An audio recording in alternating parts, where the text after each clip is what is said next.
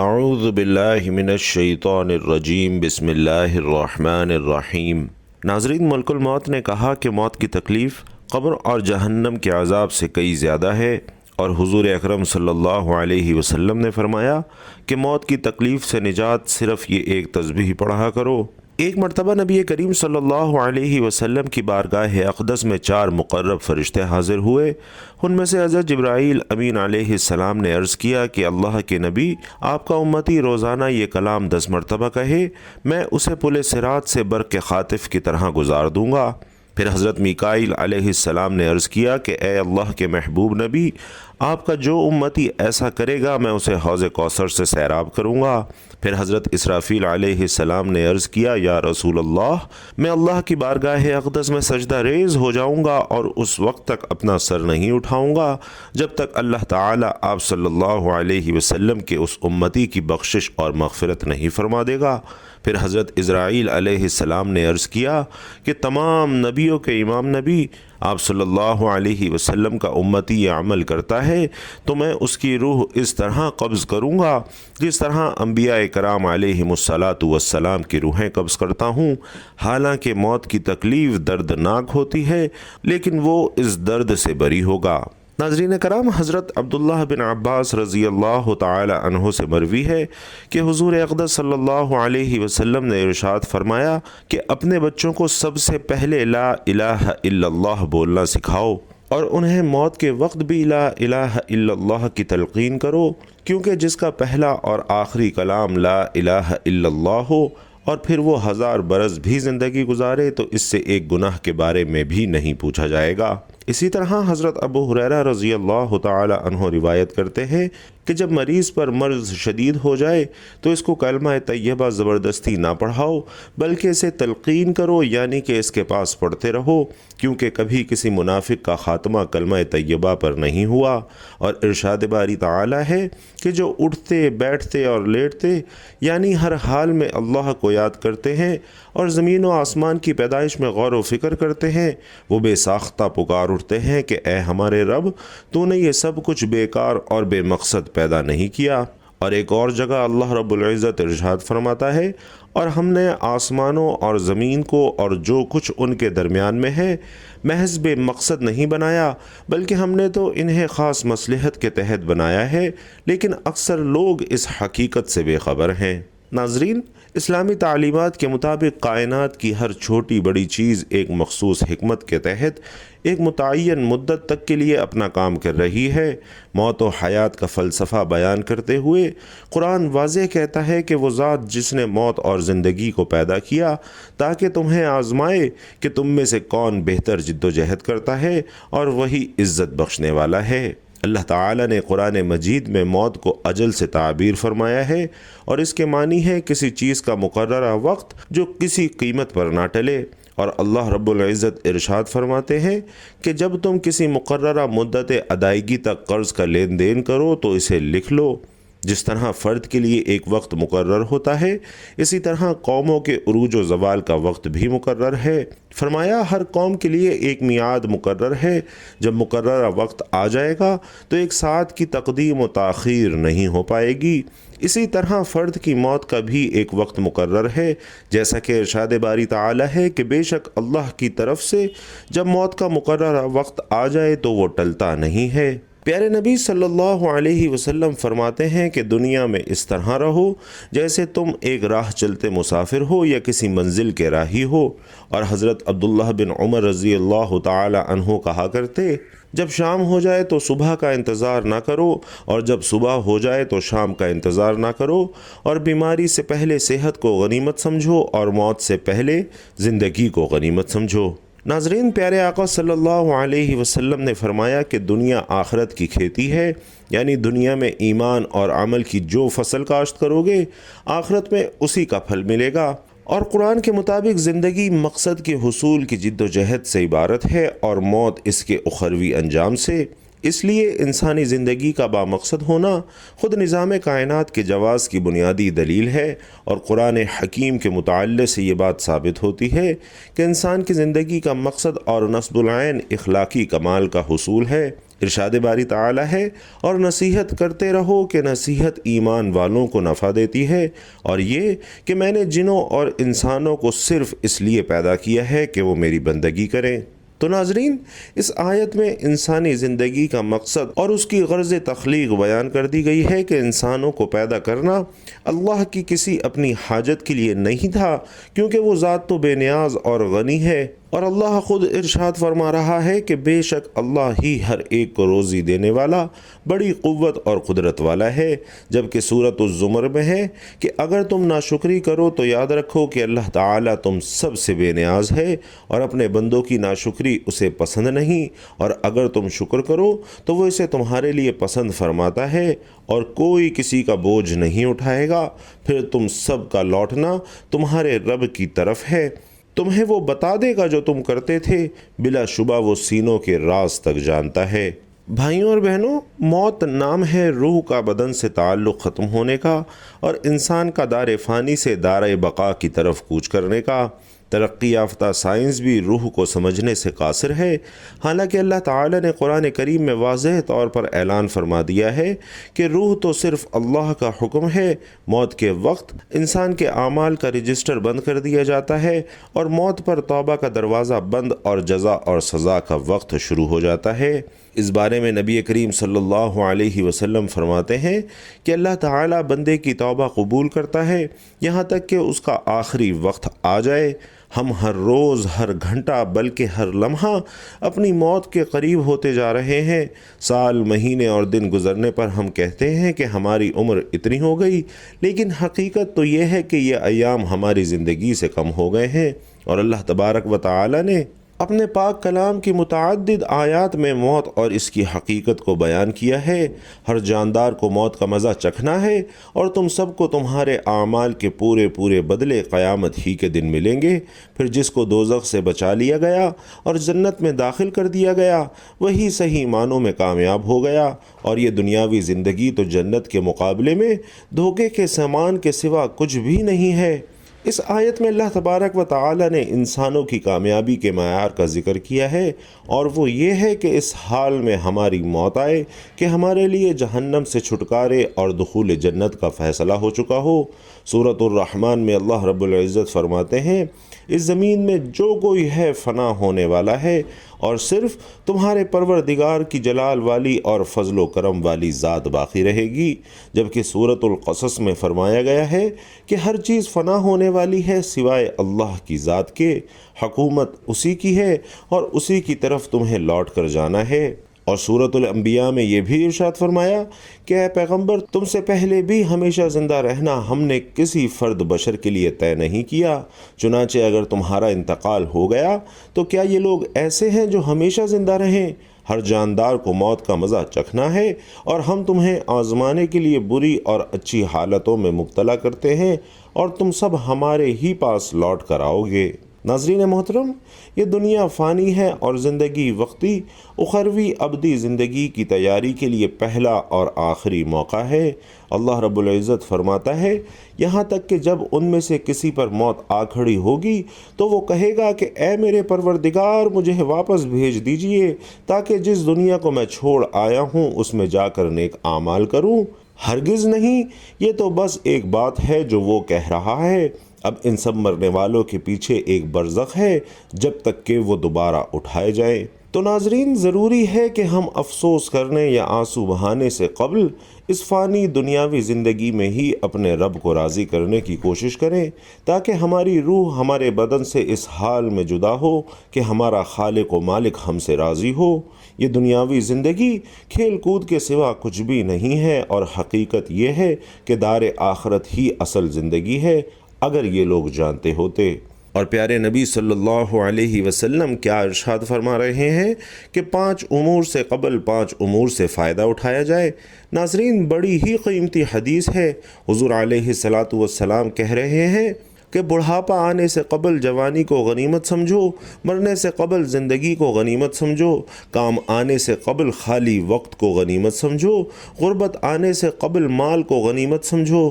اور بیماری سے قبل صحت کو غنیمت سمجھو۔ لہٰذا ہمیں توبہ کر کے نیک اعمال کی طرف سبقت کرنی چاہیے۔ اور اللہ رب العزت ارشاد فرماتا ہے کہ اے مومنو، تم سب اللہ کے سامنے توبہ کرو تاکہ تم کامیاب ہو جاؤ۔ اسی طرح اللہ رب العزت کا حکم ہے کہ اے میرے بندو، جنہوں نے اپنی جانوں پر زیادتی کر رکھی ہے، یعنی گناہ کر رکھے ہیں، اللہ کی رحمت سے مایوس نہ ہو، یقین جانو کہ اللہ سارے کے سارے گناہ معاف کر دیتا ہے، یقیناً وہ بہت بخشنے والا بڑا مہربان ہے۔ اور حضور علیہ الصلاۃ والسلام کا ارشاد ہے کہ لذتوں کو ختم کرنے والی موت کو کثرت سے یاد کیا کرو۔ اور حضور علیہ الصلاۃ والسلام نے یہ بھی فرمایا کہ قبروں کی زیارت کیا کرو کہ اس سے تمہیں آخرت یاد رہے گی۔ حضرت عبداللہ بن ابو اولا رضی اللہ تعالیٰ عنہ فرماتے ہیں کہ ایک آدمی بارگاہ رسالت صلی اللہ علیہ وسلم میں حاضر ہوا اور عرض کی کہ اے اللہ کے نبی، ساتھ میں ایک نوجوان کی موت کا وقت قریب ہے، اسے کلمہ پڑھنے کے لیے کہا جاتا ہے لیکن وہ نوجوان کلمہ نہیں پڑھ رہا۔ نبی کریم صلی اللہ علیہ وسلم نے دریافت فرمایا، کیا وہ نوجوان اپنی زندگی میں کلمہ نہیں پڑھتا تھا؟ لوگوں نے عرض کیا کہ ضرور پڑھتا تھا۔ تو آپ صلی اللہ علیہ وسلم نے فرمایا، تو پھر کس چیز نے اس نوجوان کو وقت مرگ کلمہ پڑھنے سے روک دیا ہے؟ پھر رحمت عالم صلی اللہ علیہ وسلم اس نوجوان کے پاس تشریف لے گئے اور ارشاد فرمایا کہ اے نوجوان، کہو لا الہ الا اللہ۔ اس نوجوان نے عرض کیا، یا رسول اللہ صلی اللہ علیہ وسلم، میں یہ کلمہ کہہ ہی نہیں پا رہا۔ آپ صلی اللہ علیہ وسلم نے پوچھا، کیوں؟ اس نوجوان نے عرض کیا کہ میں وہ بد نصیب بیٹا ہوں جو ماں کا نافرمان ہے۔ آپ صلی اللہ علیہ وسلم نے پھر دریافت فرمایا کہ اس نوجوان کی ماں زندہ ہے؟ اس نوجوان نے عرض کیا، جی ہاں، میری والدہ زندہ ہے۔ چنانچہ اس کی والدہ کو بارگاہ نبوی میں حاضر کیا گیا۔ حضور اقدس صلی اللہ علیہ وسلم نے اس کی ماں سے فرمایا، یہ نوجوان تمہارا بیٹا ہے؟ اس نے کہا، جی ہاں آپ صلی اللہ علیہ وسلم، یہ میرا بیٹا ہے۔ تو رسول اکرم صلی اللہ علیہ وسلم نے فرمایا، اگر ایک زبردست آگ جلائی جائے اور تم سے کہا جائے کہ اگر تم اپنے اس بیٹے سے راضی نہ ہوئی تو اس نوجوان کو آگ میں ڈال دیا جائے گا، تم اس وقت کیا کرو گی؟ وہ عورت روتے ہوئے عرض گزار ہوئی کہ میں اپنے بیٹے کو معاف کر دوں گی۔ آپ صلی اللہ علیہ وسلم نے فرمایا، پھر تم اللہ اور ہمیں گواہ بنا کر کہو کہ تم اس سے راضی ہو گئی ہو۔ اس نوجوان کی ماں نے عرض کیا کہ میں اپنے بیٹے سے راضی ہوں۔ پھر حضور اقدس صلی اللہ علیہ وسلم نے اس نوجوان سے فرمایا، اب کہو لا الہ الا اللہ۔ اس نوجوان نے لا الہ الا اللہ محمد الرسول اللہ کہا تو اللہ کے نبی صلی اللہ علیہ وسلم نے فرمایا، تمام تعریفیں اس اللہ کے لیے ہیں جس نے میرے طفیل اسے جہنم سے بچا لیا۔ اور قرآن مجید میں ارشاد ہوا کہ ایک آدمی کو وقت وفات کلمہ پڑھنے کی تلقین کی گئی تو اس نے کہا، میں نہیں پڑھ سکتا کیونکہ میری نشست تو برخاست ایسے برے لوگوں کے ساتھ تھی جو مجھے حضرت سیدنا ابو بکر صدیق رضی اللہ تعالی عنہ اور حضرت عمر فاروق رضی اللہ تعالی عنہ کو برا بلا کہنے کا کہتے تھے۔ ناظرین، حضرت ابو ہریرہ رضی اللہ تعالی عنہ روایت کرتے ہیں کہ نبی کریم صلی اللہ علیہ وسلم نے فرمایا کہ ملک الموت حضرت اسرائیل علیہ السلام نے قبض روح کے وقت ایک شخص کے اعضاء چیر کر دیکھے لیکن کوئی نیک عمل نہ پایا۔ پھر اس کا دل چیر کر دیکھا تو اس میں بھی کوئی بھلائی نہ پائی۔ پھر جبڑے چیرے تو اس کی زبان کی نوک سے چھٹی ہوئی تھی، یعنی وہ لا الہ الا اللہ کہہ رہا تھا، اور بس اسی کلمہ توحید کی بدولت اس کی بخشش اور مغفرت کر دی گئی۔ جب بندے کی موت کا وقت آتا ہے تو بائیں جانب والا فرشتہ دائیں جانب والے فرشتے سے کہتا ہے کہ نرمی کر، دائیں والا کہتا ہے نہیں کروں گا، ہو سکتا ہے یہ سختی دیکھ کر ہی کلمہ پڑھ لے تو میں اسے لکھ لوں۔ اور حضرت سیدنا ابو ہریرہ رضی اللہ تعالی عنہ اور حضرت ابو سعید خدری رضی اللہ تعالی عنہ روایت کرتے ہیں کہ جس نے وقت وفات یہ کلمات کہہ لیے آگ اسے کبھی نہ جلائے گی، اور وہ دعا یہ ہے، لا الہ الا اللہ اللہ واللہ اکبر ولا حول ولا قوت الا باللہ العلی العظیم، یعنی اللہ کے سوا کوئی عبادت کے لائق نہیں، اللہ سب سے بڑا ہے اور نیکی کی قوت اور گناہ سے بچنے کی طاقت بلند عظمت والے رب العالمین کی طرف سے ہی ہے۔ حضرت سعد بن ابی وقاص رضی اللہ تعالی عنہ سے روایت ہے کہ حضور اکرم صلی اللہ علیہ وسلم نے ارشاد فرمایا، کیا میں تمہیں اللہ تعالیٰ کا اسم اعظم نہ بتاؤں؟ حضرت یونس علیہ السلام کی یہ دعا لا الہ الا انت سبحانک انی کنت من الظالمین اسم اعظم ہے۔ جس شخص نے مرض وفات میں اسے 40 مرتبہ پڑھ لیا اور پھر اسی میں اس کی وفات ہو گئی تو اسے شہید کا اجر دیا جائے گا، اور صحت یاب ہو گیا تو ایسا ہوا کہ گناہوں سے پاک صاف ہو چکا ہوگا۔ ام المومنین حضرت عائشہ رضی اللہ تعالی عنہا سے مروی ہے کہ آپ فرماتی ہیں، اپنی مجلس کو حضور اکرم صلی اللہ علیہ وسلم پر درود پڑھنے اور عمر بن خطاب کے ذکر کے ساتھ مزین کرو۔ اور روایت ہے کہ ایک عورت حضرت حسن بصری کے پاس آئی اور عرض کی کہ میری بیٹی فوت ہو گئی ہے اور میں اسے خواب میں دیکھنا چاہتی ہوں۔ حضرت حسن بصری نے اس سے فرمایا کہ 4 رکعت نفل عشاء کی نماز کے بعد اس طرح پڑھ کہ ہر رکعت میں سورۃ الفاتحہ 1 مرتبہ اور پھر سورۃ الکوثر، پھر نبی کریم صلی اللہ علیہ وسلم پر درود شریف کا نذرانہ پیش کر۔ اس عورت نے ایسا ہی کیا۔ خواب میں اس عورت نے اپنی لڑکی کو دیکھا کہ وہ عذاب میں مبتلا ہے، جسم پر گھندک کا لباس ہے اور ہاتھ بندھے ہوئے ہیں، پاؤں میں آگ کی زنجیر ہے۔ جب وہ عورت بیدار ہوئی تو صبح سارا خواب حضرت حسن بصری کو سنایا۔ آپ نے فرمایا کہ صدقہ کر اور نبی کریم صلی اللہ علیہ وسلم پر درود کی کثرت کر۔ حضرت حسن اسی رات سوئے تو عالم خواب میں اپنے آپ کو جنت میں پایا۔ آپ نے دیکھا کہ ایک خوبصورت تخت پر ایک حسین و جمیل عورت سر پر نورانی تاج پہنے بیٹھی ہوئی ہے، اور وہ آپ سے کہنے لگی کہ کیا آپ مجھے جانتے ہیں؟ آپ نے فرمایا نہیں۔ تو اس لڑکی نے کہا، میں وہی لڑکی ہوں جس کی ماں کو آپ نے آج صدقہ اور درود کی کثرت کرنے کا حکم دیا تھا۔ آپ نے فرمایا، تیری ماں نے تو تیری یہ خوش کن حالت مجھے نہیں بتائی تھی۔ اس خاتون نے کہا، میری ماں کی بات سچی تھی۔ اس پر حضرت حسن بصری نے اس سے پوچھا کہ پھر ایک ہی دن میں تیری یہ حالت کیسے ہو گئی؟ اس نے کہا کہ ہم 70,000 نفوس عذاب میں مبتلا تھے، جیسا کہ میری ماں نے آپ کو بتایا، مگر ایک نیک آدمی آج ہمارے پاس سے گزرا، اس نے حضور اقدس صلی اللہ علیہ وسلم پر درود بھیجا اور اس کا ثواب ہمیں پہنچایا۔ اللہ تعالیٰ نے اس کے درود کو اس کی طرف سے قبول فرمایا اور ہم سب کو اس شخص کی برکت سے اس عذاب سے نجات عطا فرمائی، اور مجھے یہ مرتبہ ملا جو آپ دیکھ رہے ہیں۔ تو ناظرین، جس نے لا الہ الا اللہ کہا اس کے لیے جنت واجب ہو گئی، اور جس نے سبحان اللہ و بحمدہ کہا اس کے لیے 1,24,000 نیکیاں لکھ دی جائیں گی۔ صحابہ کرام رضوان اللہ تعالی علیہم اجمعین نے عرض کی کہ یا رسول اللہ، تب تو ہم میں سے کوئی آدمی ہلاک نہ ہوگا؟ تو آپ نے ارشاد فرمایا، کیوں نہیں؟ تم میں سے کوئی آدمی اپنی اتنی نیکیاں لے کر حاضر ہوگا کہ اگر وہ پہاڑ پر رکھی جائیں تو اس پر بھاری پڑ جائیں گی، پھر جو نعمتیں اسے عطا کی گئیں وہ لی جائیں گی تو وہ سب نیکیاں چلی جائیں گی، یعنی ان نعمتوں کے بدلے میں پھر اللہ تعالیٰ اس کے بعد اپنی رحمت سے احسان فرمائے گا۔ جو آدمی اس حال میں اللہ سے ملا کہ وہ اس بات کی گواہی دیتا تھا کہ اللہ تعالیٰ کے سوا کوئی معبود برحق نہیں اور حضرت محمد صلی اللہ علیہ وسلم اللہ کے رسول ہیں، تو وہ جنت میں داخل ہوگا۔ ناظرین، لا الہ الا اللہ ایسا کلمہ ہے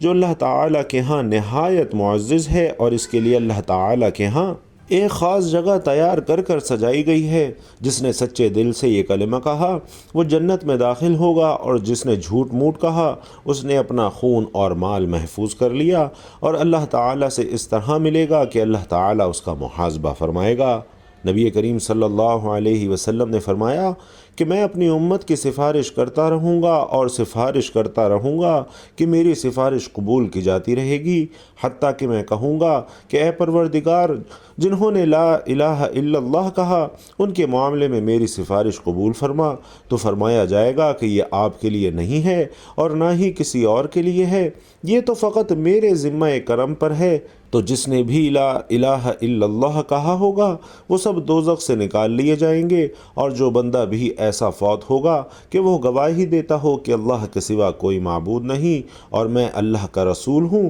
اور اس بات پر وہ قلبی ایمان رکھتا ہو، تو وہ بھی جنت میں داخل فرما دیا جائے گا۔ فرمایا اے بلال، لوگوں میں یہ اعلان کر دو کہ جس نے اپنی موت سے 1 سال پہلے لا الہ الا اللہ کہا وہ جنت میں داخل ہوگا، یا 1 مہینہ پہلے، یا 1 جمعۃ المبارک پہلے، یا 1 دن پہلے، یا 1 گھڑی پہلے کہا تو وہ جنت میں داخل ہوگا۔ حضرت بلال رضی اللہ تعالی عنہ نے عرض کی کہ تب تو لوگ اس پر بھروسہ کر بیٹھیں گے، تو آپ صلی اللہ علیہ وسلم نے ارشاد فرمایا اگرچہ وہ اسی پر بھروسہ کر بیٹھے، اے سہیل بن بیضہ، جس نے اس بات کی گواہی دی کہ اللہ کے سوا کوئی معبود نہیں، تو اللہ اسے دوزخ پر حرام فرما دے گا اور اس کے لیے جنت واجب ہوگی۔ اپنے اس رب العالمین کی طرف بلایا جائے گا کہ جسے تو اس وقت پکارتا ہے جب تجھے کوئی تکلیف پہنچتی ہے تو وہ اس تکلیف کو تجھ سے دور کر دیتا ہے، اور جسے اس وقت پکارتا ہے جب تو کسی بے آب و گیاہ زمین میں راہ گم کر بیٹھتا ہے اور وہ تیری اس پکار کا جواب دیتا ہے، اور جسے تو اس وقت پکارتا ہے جب تجھے قحط آ لیتا ہے تو وہ تیرے لیے پیداوار اگاتا ہے۔ مروی ہے کہ ایک نبی علیہ السلام نے ملک الموت سے پوچھا کہ تمہارا کوئی قاصد نہیں ہے جس کو اپنے آنے سے پہلے بھیج دیا کرو تاکہ لوگ موت سے ڈر جائیں؟ ملک الموت حضرت اسرائیل علیہ السلام نے جواب دیا باخدا میرے پاس کثیر قاصد ہیں، مثلا بیماریاں، بالوں میں سفیدی، بڑھاپا، دیکھنے سننے میں فرق آ جانا۔ جب کوئی شخص ان میں سے کسی میں مبتلا ہو کر نصیحت نہیں پکڑتا اور توبہ نہیں کرتا تو میں اس کی روح قبض کرتے وقت اسے پکار کر کہتا ہوں کہ میں نے یکے بعد دیگرے تیرے پاس قاصد اور ڈرانے والے نہیں بھیجے تھے، بس اب میں آخری قاصد ہوں، میرے بعد کوئی قاصد نہیں، میں آخری ڈرانے والا ہوں، میرے بعد کوئی ڈرانے والا نہیں۔ جب آدمی کسی بیماری میں مبتلا ہوتا ہے تو ملک الموت حضرت اسرائیل علیہ السلام کا قاصد اس کے پاس ہوتا ہے، حتیٰ کہ جب وہ مرض الموت میں مبتلا ہوتا ہے تو ملک الموت حضرت اسرائیل علیہ السلام خود اس کے پاس تشریف لا کر فرماتے ہیں کہ تمہارے پاس پے در پہ قاصد اور ڈرانے والے آتے رہے لیکن تم نے ان کی پرواہ نہیں کی، اب تمہارے پاس ایسا قاصد آیا ہے جو دنیا سے تمہارا نام و نشان مٹا دے گا۔ حضرت سیدنا جابر بن عبداللہ رضی اللہ تعالی عنہ روایت کرتے ہیں کہ حضور اکرم صلی اللہ علیہ وسلم نے فرمایا کہ بنی اسرائیل کی باتیں کیا کرو کیونکہ ان کے بہت عجیب و غریب واقعات ہیں۔ پھر خود ہی ہمیں ایک واقعہ بیان فرمانے لگے کہ بنی اسرائیل کی ایک جماعت قبرستان گئی تو مشورہ کیا کہ کیوں نہ ہم 2 رکعت نماز پڑھ کر اللہ تعالی سے دعا کریں کہ وہ ہمارے لیے کسی مردہ کو زندہ کر دے تاکہ ہم اس سے موت کے بارے میں پوچھ سکیں۔ انہوں نے ایسا ہی کیا تو اچانک ان کے سامنے ایک کالے رنگ والا شخص نمودار ہوا جس کی پیشانی پر سجدوں کے نشانات تھے۔ اس نے کہا تم لوگ مجھ سے کیا چاہتے ہو؟ مجھے مرے ہوئے 100 سال ہو چکے ہیں